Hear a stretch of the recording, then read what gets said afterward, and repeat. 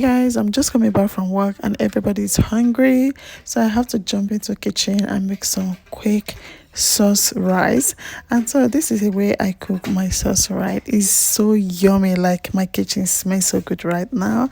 Then the first thing, I just parboil my meat, fry it, half done fry, and also blend my tomatoes.